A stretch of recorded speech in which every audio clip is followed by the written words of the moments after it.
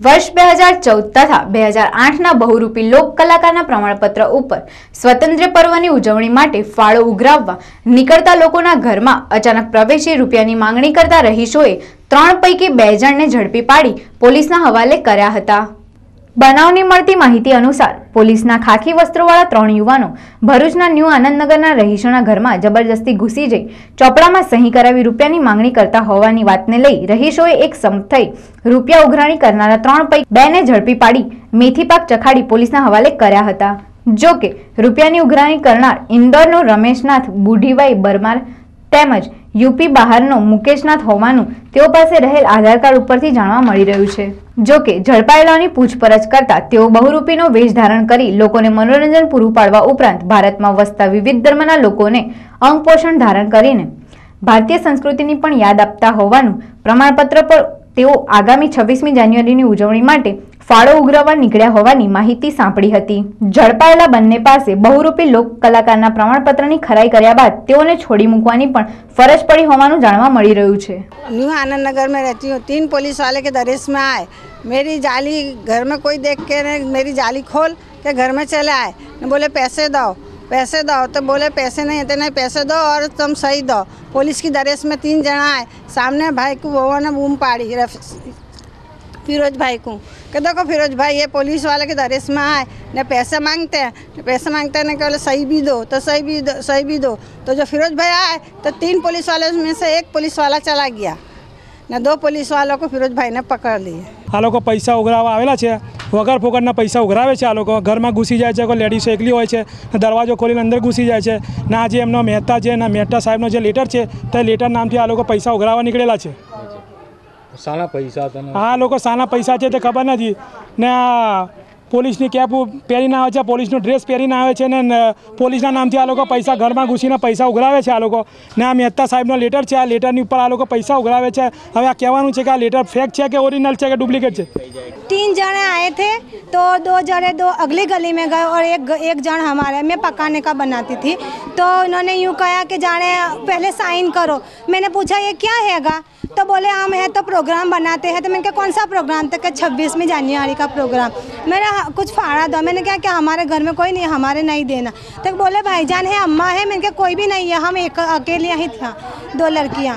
तब तो हमने फिर इनको बूम पाड़ी के देखो ये अंदर आ गए इस तरह गेट खोल के ने, तो इस तरह नहीं आना चाहिए इनको। करजणमां पतिए पत्नी पर शंका राखी करी हत्या, बाळको पर हुमलो कर्यो, ट्रेन नीचे करी आत्महत्यानी घटना सामे आवता समग्र करजणमां चकचार मची जवा पाम्यो छे। करजणमां पतिए पत्नी पर शंका राखी कुहाड़ीना घा मारी हत्या करी, त्यारबाद पोताना 2 बाळको पर पण हुमलो करी एने ईजाग्रस्त कर्या हता। ईजाग्रस्त बाळकोने तात्कालिक वडोदरा एसएसजी होस्पिटल खाते खसेडવામાં આવ્યા હતા। पत्नीनी हत्या बाद बाळको पर हुमलो कर्या बाद आरोपी पर करजण रेलवे नीचे પડતું મૂકીને आत्महत्या करी लीधी छे। बनावना पगले समग्र करजण पंथकमां चकचार मचावी दीधो छे। करजण पोलीस समग्र घटनानी तपास हाथ धरवामां आवी छे। आ बनाव छे ने पानी वाळो गयो तो फोन आयो तो मैं आयो तो के आवता भाई कुछ कर्युं छे तो आई जल्दी दवाखाने जवानुं छे। તમે તમે ઘરે આવ્યા ત્યાં તમે શું જોયેલું? અમે કઈ જોયું નહીં, મેં આવીને જોયું તો આ છોકરાઓ લોકો નતા ભાઈ કંઈ પડી ગઈ અને ભાઈનો મૃતદેહ ક્યાં પડેલો હતો? એ આટલામાં હતા। તમને કોણે ફોન કરેલો? એ મારે જે પાણીવાળા જે તો મજૂર ત્યાંથી ફોન આવ્યો। करजन टाउन पोस्टમાં ગઈ રાત દરમિયાન એક મર્ડર હત્યાનો ગુનો નોંધાયેલો, જેમાં મરણ જનાર દક્ષાબેન વાઇફ ઓફ બળવંતસિંહ રાયમલસિંહ સિંધા રહેવાસી મિયા ગામ કરજણ। તો જે આરોપી છે એ પોતે બળવંતસિંહ રાયમલસિંહ સિંધા નાઓએ પોતાની પત્ની અને બાળકો પર હુમલો કરેલો। બંને બાળકો અત્યારે એસએસજી હોસ્પિટલમાં એડમિટ છે સારવાર અર્થે અને પત્નીનું મરણ ગયેલ છે। ત્યારબાદ સદર આરોપી પોતે પણ રામવાડી ખાતે આવેલા રેલવે ટ્રેક પર જઈને સુસાઇડ કમિટ કર્યો। આમોદ તાલુકાનું દંપતી પોતાની કાર લઈ હાઈવે પરથી પસાર થઈ રહ્યું હતું તે વેળાએ કપિરાજ અચાનક અડફેટે આવી કારના બોનેટમાં ભરાઈ જતા કાર ચાલકોએ સાઈડ ઉપર કાર ઊભી રાખી કપિરાજને સુરક્ષિત રીતે બહાર કાઢી છોડી દેવામાં આવ્યો હતો। ભરૂચથી અમદાવાદ વચ્ચેના એક્સપ્રેસ હાઈવે પર અજીબો ગરીબ બનાવ બન્યો હતો, જેમાં આમોદ તાલુકાના માતર ગામનું ખેડૂત પરિવાર તેઓની 28 દિવસ પહેલા જ લીધેલી નવી સ્વિફ્ટ કાર લઈ 90 થી 100 કિલોમીટરની ઝડપે ઉમરેઠ તરફ આગળ વધી રહ્યું હતું, ત્યારે ટોલ ટેક્સ વટાયાના 4 થી 5 કિલોમીટર બાદ એક્સપ્રેસ વે પર ડિવાઈડર વચ્ચે બેસેલ કપિરાજ અચાનક કૂદીને પહેલી લેનમાં આવતા સ્વિફ્ટ કારમાં બોનેટમાં ઘૂસી ગયા હતા, જેનો સોશિયલ મીડિયા પર કપિરાજને રેસ્ક્યુ કરતો વાયરલ વિડીયો ભારે ચર્ચા જગાવી રહ્યો છે। આમોદ તાલુકાના માતર ગામે રહેતા અને ખેતીકામ કરતા મહેન્દ્રભાઈ ગોહિલ સવારે પોતાની સ્વિફ્ટ કાર લઈ માતરથી ઉમરેઠ તરફ જવા નીકળ્યા હતા। તેમની કારમાં તેઓની સહિત એક બાળક, 2 મહિલા, એક વ્યક્તિ મળી કુલ 5 સવાર હતા, જે સવારે 10:30 કલાકે વડોદરા નજીકના એક્સપ્રેસ હાઈવે પર તેઓની ગાડી ટોલટેક્સ નજીકથી 90 થી 100 કિલોમીટરની ઝડપે પસાર થઈ રહી હતી। તે દરમિયાન અચાનક ડિવાઈડરના ફૂલ છોડમાંથી કપિરાજે છલાંગ લગાવી દેતા કારની અડફેટે આવ્યા હતા। ત્યારબાદ આગળના બોનેટના ભાગે ફસાઈ જતા કાર ચાલકે રોડની સાઈડ ઉપર પોતાની કાર ઊભી કરી રાખી હતી। સ્થાનિકોની મદદથી કારના આગળના ભાગનું બોનેટ તોડીને કપિરાજને સુરક્ષિત બહાર કાઢવામાં આવ્યા હતા। કપિરાજે પણ ધીરે ધીરે બહાર નીકળી પોતાનો જીવ બચાવી ભાગતો હોવાનો વિડીયો વાયરલ થયો છે। અંકલેશ્વરની દીવા રોડ ઉપરની તમામ સોસાયટીમાં તસ્કરોના ત્રાસથી પરેશાન રહીશોએ પોતે ભર શિયાળે જાગરણ કરી રહ્યા હોવાનું બહાર આવ્યું છે। શિયાળાના પ્રારંભથી જ અંકલેશ્વર પંથકમાં તસ્કરોએ પોતાનો નિત્યક્રમ બનાવી ચોરીઓ આરંભી હોવાના અનેક કિસ્સા પોલીસે ચોપડે નોંધાયા છે, છતાં હજુ પોલીસની ઠંડી ન ઉડતા આખરે સ્થાનિકોએ સોસાયટીઓમાં થતી ગરફોડ ચોરીઓને રોકવા પોતે જ રાત્રિ જાગરણ શરૂ કરી પેટ્રોલિંગનો આરંભ કર્યો છે। અંકલેશ્વરના દીવા રોડ ઉપરની સોસાયટીમાં સાઈ રેસિડેન્સી 1 અને 2, મંગલમૂર્તિ 1 અને 2, રાધે રેસિડેન્સી, ધનલક્ષ્મી સંસ્કારધામ, મારુતિ બંગલોસ જેવી સોસાયટીઓમાં પોલીસ પેટ્રોલિંગના અભાવે રહીશોએ જાતે જ પોતાના જાનમાલની સુરક્ષા અર્થે રાત્રિ જાગરણ કરી ફેરા કરવાનું શરૂ કર્યું છે। મંગલમૂર્તિ સોસાયટીના ભાવેશ ઉપાધ્યાયે જણાવ્યું હતું કે છેલ્લા 1 મહિનામાં સોસાયટીમાં ચોરી થવાનો ત્રાસ વધી ગયો છે, જેથી અમારે જાગવું પડે છે। કેટલીક વખત તો ચોરો સાથે ભેટો થતા તેઓ પથ્થરમારો કરી અમારી પર હુમલો કરી નાસી છૂટે છે। અમારી પાસે માત્ર નાની લાકડીનો સહારો હોય અમે તેમને પકડવામાં અસમર્થ બન્યા છીએ। પહેલા તો પોલીસ પેટ્રોલિંગ હતું, પરંતુ છેલ્લા કેટલાક સમયથી પોલીસ પેટ્રોલિંગ બંધ થતા ચોરોને મોકળું મેદાન અને અમારે ઉજાગર કરવાનો વારો આવ્યો છે। તો રાધે રેસિડેન્સીના ફેનિલ શેંકપુરવાલાએ પોતાની વ્યથા જણાવતા કહ્યું છે કે છેલ્લા 2 થી 3 મહિનાથી ચોરીનો ત્રાસ વધી ગયો છે। તંત્ર આ બાબતે કંઈ જ ધ્યાન આપતું નથી। અમારી એટલી જ અપીલ છે કે પોલીસ તંત્ર પુનઃ પેટ્રોલિંગ હાથ ધરે, જેથી અમે શાંતિથી સલામત રીતે સૂઈ શકીએ। આ અંગે વાતચીત દરમિયાન સાઈ રેસિડેન્સીના શીલુ દિગસિયાએ કહ્યું છે કે આજથી 12 થી 15 દિવસ પહેલા અમારા ઘરે ચોરી થઈ હતી, જેની FIR નોંધાવતા પોલીસે પૂરી તપાસ તો કરી, પણ હજુ સુધી ચોર પકડાયા નથી। હજુ પણ સતત અમારી અને આસપાસની સોસાયટીઓમાં ચોરો ફરતા જોવા મળે જ છે, પણ પકડાતા નથી અને ચોરીઓ પણ થાય જ છે। તો પોલીસ સઘન પેટ્રોલિંગ શરૂ કરે એવી અમારી માંગ છે।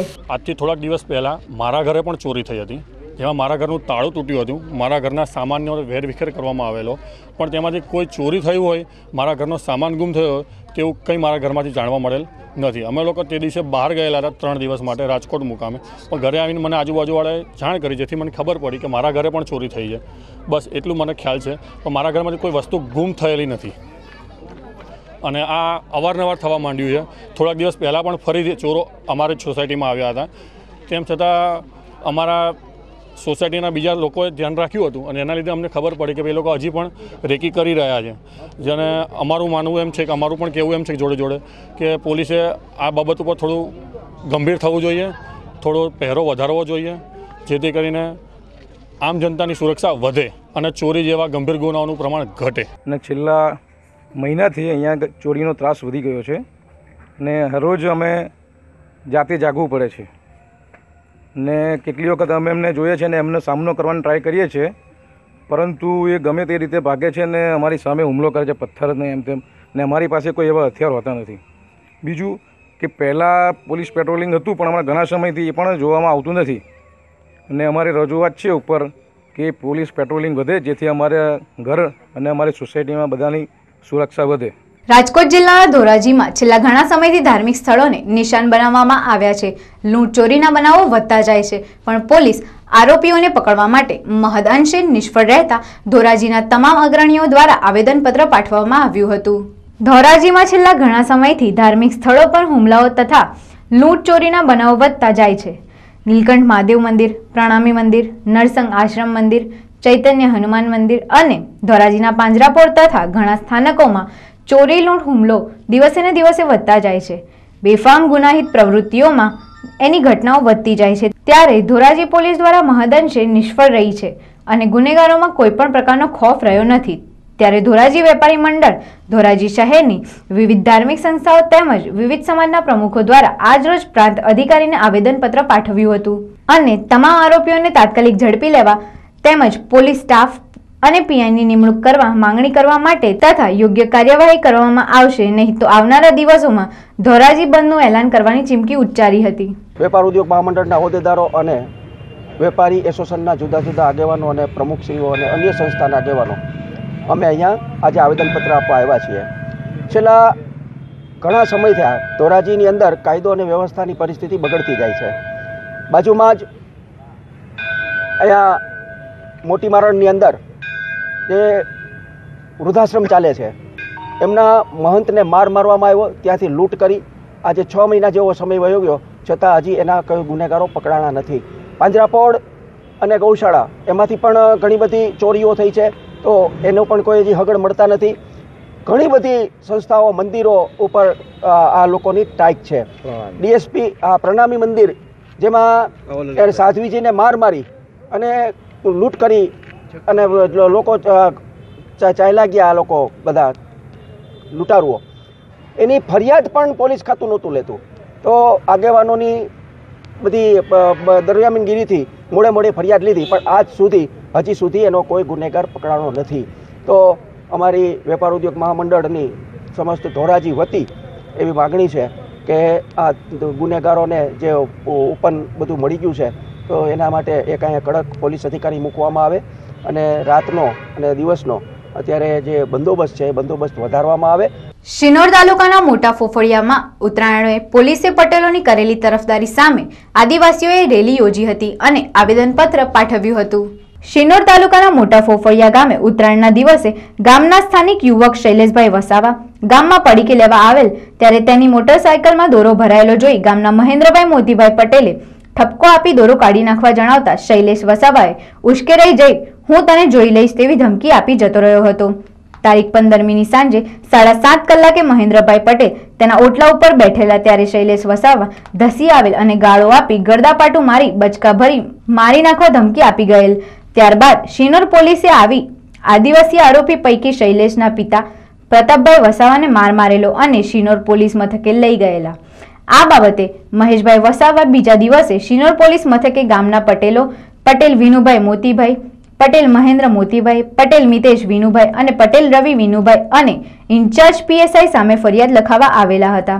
શૈલેષ વસાવાને ઉત્તરાયણના દિવસે પટેલ ફળિયામાંથી ચાલ્યા જવા બાબતે ગામના ઉપરોક્ત 4 પટેલોએ ઝઘડો કરી જાતિ વિશે ગાળો બોલી ગરદાપાટું મારેલા હતા. ત્યારબાદ આ અંગે ફરિયાદી કહેવા જતા પટેલોએ ઉશ્કેરાઈ જઈને ગમે તેવી ગાળો બોલી જાતિ વિશે અપમાન કરેલું હતું.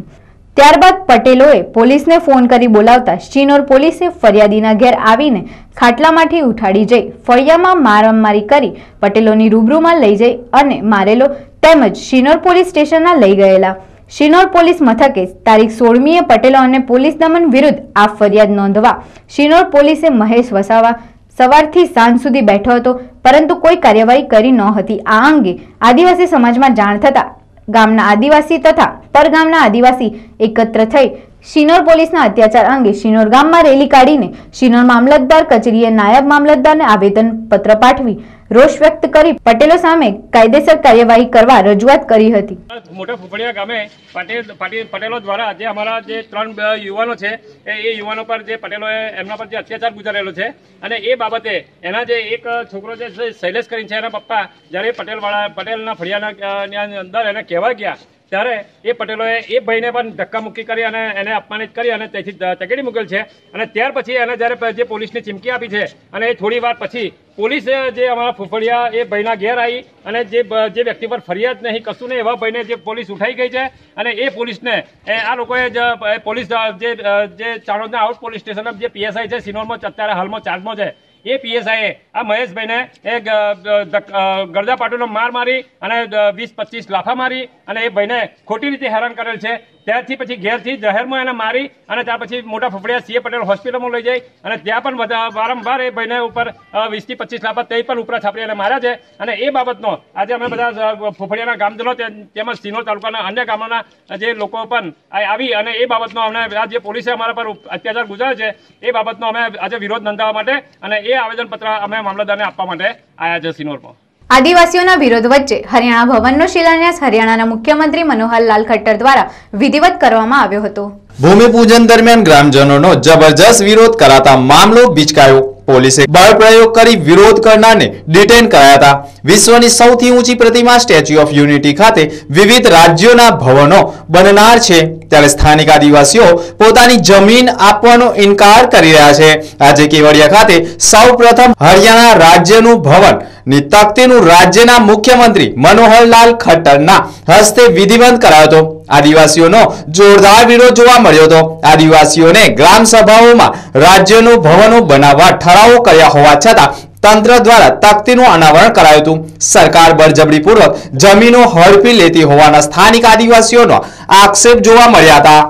આછોદ ગામે પર્યાવરણને સ્વચ્છ બનાવવા માટે ગુજરાત ઇકોલોજી કમિશનર ગાંધીનગર દ્વારા પ્રોગ્રામ યોજાયો હતો. ભરૂચ જિલ્લાના આમોદ તાલુકાના આછોદ ગામે ગઈકાલે બપોરે 4 વાગ્યાના સમયે આછોદ પ્રાથમિક કુમાર શાળામાં પર્યાવરણને કઈ રીતે સ્વચ્છ રાખવું અને પર્યાવરણને કેવી રીતે બચાવવું તે વિષય પર કાર્યક્રમ રાખવામાં આવ્યો હતો, જેમાં ગુજરાત ઇકોલોજી કમિશનર ગાંધીનગર સંઘર્ષ સેવા સંસ્થાના સેક્રેટરી LS પરમાર સાહેબ અને તેમની ટીમ તેમજ આછોદ ગામના સરપંચ રમેશભાઈ, આમોદ તાલુકાના કોંગ્રેસ સમિતિ ઉપપ્રમુખ ઇકબાલભાઈ, STD ગ્રામ પંચાયતના સદસ્યો કાયમ ગામની પડખે ઊભા રહે તેવા આગેવાનો તરીકે સોયબભાઈ કાપડિયા, મજીદભાઈ, હારૂનભાઈ છોટુ તેમજ મુબારકભાઈ હાજર રહ્યા હતા અને આગામી દિવસોમાં આછોડ ગામને સ્વચ્છ રાખી સ્વચ્છ ભારત અભિયાનને મદદરૂપ થશે તેવી પ્રતિજ્ઞા લીધી હતી. LS પરમાર સાહેબે પર્યાવરણને સ્વચ્છ કઈ રીતે રાખવું તેના વિવિધ ઉપાયો ઉદાહરણો આપી સમજાવ્યા હતા તેમજ પ્રોજેક્ટર દ્વારા બતાવવામાં પણ આવ્યા હતા. પર્યાવરણને સ્વચ્છ રાખવાના પ્રોગ્રામ બાદ ખેલ સ્પર્ધા યોજાઈ હતી, જેમાં આછોડ ગામના મુનજ્જિર દાઉદ પ્રથમ ક્રમે, સુહેલ હારૂન છોટુ બીજા ક્રમે અને જકવાન જાલ ત્રીજા ક્રમે આવ્યા હતા, જેઓને ઇનામ તથા રોકડ રકમ આપી સન્માનિત કર્યા હતા. Gujarat ecology commission Gandhinagar one અને પર્યાવરણ વિભાગ દ્વારા આસોટ ગામની અંદર કાર્યક્રમ પર્યાવરણ બચાવવા સંદર્ભનો રાખવામાં આવેલો, જેમાં શાળાના આચાર્યશ્રી, ગામનો તમામ યુવાનો, ગામના વડીલો અને ગામની બહેનો, પંચાયતના સદસ્યશ્રી, તલાટીશ્રી અને સરપંચશ્રી એ હાજરી આપી આ ગામની અંદર ઘન કચરાનું વ્યવસ્થાપન થાય, પર્યાવરણનો બચાવ થાય એની પ્રોજેક્ટર દ્વારા, ફિલ્મો દ્વારા માહિતી આપવામાં આવી અને ગામે પણ એવું નક્કી કર્યું છે કે અમારા ગામની અંદર જાહેરમાં ક્યાંય કચરો ના થાય, જાહેરમાં પાણી ના ઢોળાય એની અમે કમિટી બનાવીને વ્યવસ્થા કરીશું. જે સ્કૂલની અંદર કાર્યક્રમ કુમાર શાળાની અંદર રાખવામાં આવ્યો એ કુમાર શાળાનું વાતાવરણ જોતાં એવું લાગે છે કે આખી શાળા છે એ શિક્ષકોએ સારી એવી મહેનત કરી અને સ્કૂલના જે વૃક્ષો છે એને ડેવલપ કરેલું છે અને આ સ્કૂલ ભવિષ્યની અંદર આ તાલુકાની સારી સ્કૂલ હોય એવું મને લાગી રહ્યું છે. ભરૂચમાં મુનશી સ્પોર્ટ્સ એકેડેમીનું તારીખ 20ના રોજથી આરંભ થવા જઈ રહ્યો છે.